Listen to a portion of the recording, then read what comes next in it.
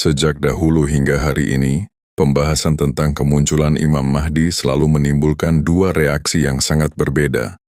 Sebagian orang menanti kedatangannya dengan penuh harapan, sementara sebagian lainnya justru menolak, meragukan, bahkan menganggapnya hanya sekadar mitos. Pertanyaannya, mengapa sosok yang diyakini akan membawa keadilan bagi dunia justru banyak ditolak oleh manusia?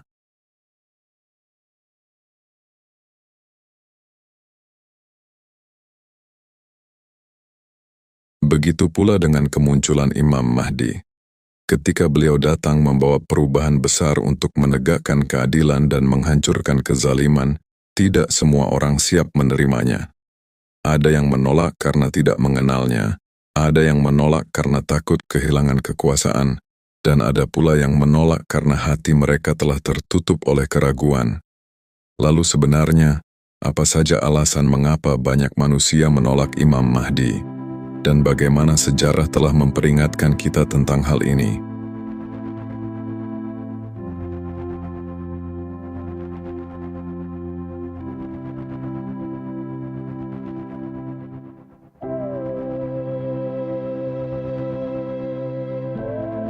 Banyak yang membayangkan ketika Imam Mahdi muncul, seluruh umat akan langsung tunduk, para ulama bersatu.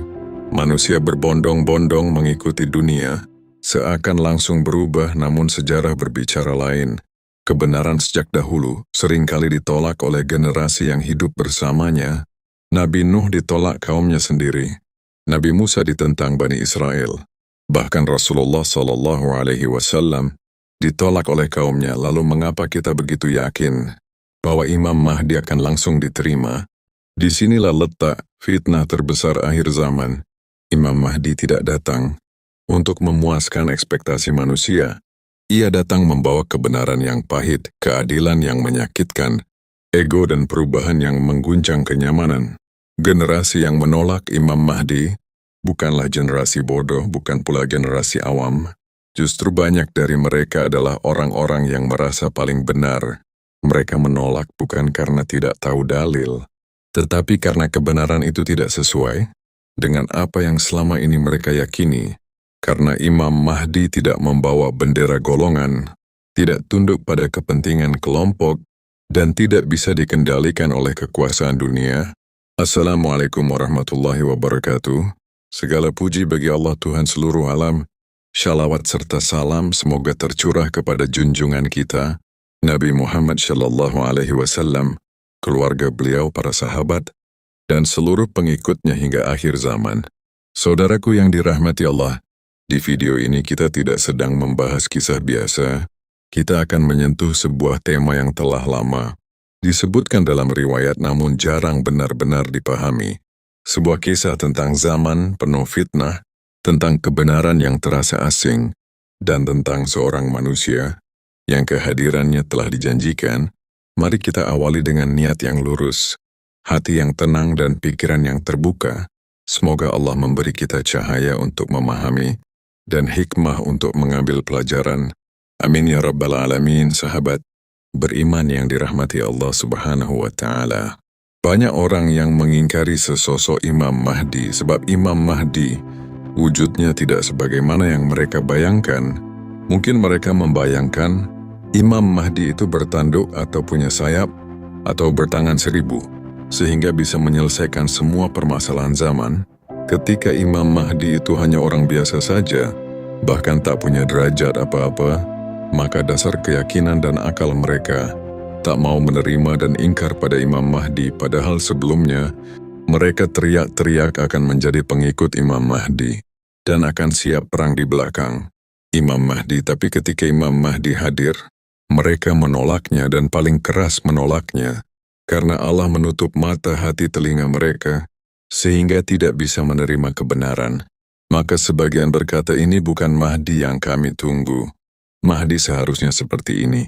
Bukan seperti itu, Mahdi versi kami tidak akan bertindak seperti ini. Padahal yang mereka tunggu bukan Imam Mahdi, melainkan versi Mahdi, ciptaan hawa nafsu mereka sendiri. Fitnah akhir zaman bukan hanya kebatilan yang tampak jelas, tetapi kebenaran yang terasa asing. Rasulullah SAW bersabda, bahwa Islam akan kembali asing, dan orang-orang yang berpegang pada kebenaran akan dianggap aneh. Bayangkan ketika Imam Mahdi berdiri menegakkan keadilan, justru banyak manusia berkata, ini berbahaya, ini mengganggu stabilitas, ini terlalu keras, padahal yang terganggu bukan dunia, melainkan kepentingan mereka. Generasi yang menolak Imam Mahdi adalah generasi yang lebih mencintai posisi daripada kebenaran, lebih takut kehilangan pengaruh daripada kehilangan ridho Allah, lebih sibuk membantah daripada tunduk. Mereka lupa satu hal penting. Kebenaran tidak butuh persetujuan mayoritas, dan yang paling menyedihkan, bisa jadi sebagian dari kita termasuk di dalamnya bukan karena kita jahat, tetapi karena hati yang terlalu penuh dengan rasa, paling paham. Maka pertanyaannya bukan lagi, apakah Imam Mahdi akan ditolak, tetapi apakah kita akan mengenalinya, atau justru menjadi bagian dari yang menolaknya. Karena di akhir zaman, ujian terbesar bukan pada mata, melainkan pada hati.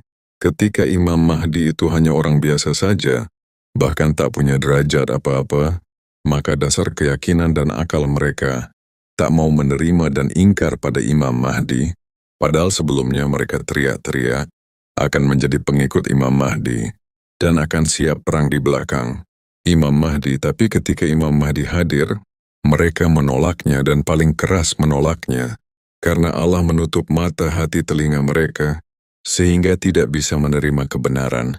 Mereka lupa bahwa mereka manusia dan Tuhannya tetap Allah, bukan mereka yang menentukan siapa yang harus menjadi Imam Mahdi, tetapi Allah lah yang menentukan siapa yang akan menjadi Imam Mahdi. Kalau Allah saja diingkari, apalagi hanya Imam Mahdi. Semoga apa yang kita dengar hari ini bukan hanya menjadi cerita, tetapi menjadi cermin bagi hati kita sendiri, karena di akhir zaman yang paling berbahaya bukanlah kebatilan yang terang-terangan, melainkan kebenaran yang kita tolak karena tidak sesuai dengan keinginan kita. Semoga Allah menjaga iman kita, melembutkan hati kita, dan menjadikan kita hamba yang siap menerima kebenaran dalam bentuk apapun yang Allah kehendaki. Jika kelak kebenaran itu datang, semoga kita tidak termasuk orang yang mencemooh, meragukan atau menolaknya hanya karena ia datang tanpa kita duga. Akhir kata, terima kasih telah menyimak cerita ini hingga akhir. Jangan lupa untuk merenung, karena akhir zaman bukan sekadar tentang tanda-tanda, tetapi tentang siapa diri kita saat kebenaran itu datang. Wassalamualaikum warahmatullahi wabarakatuh.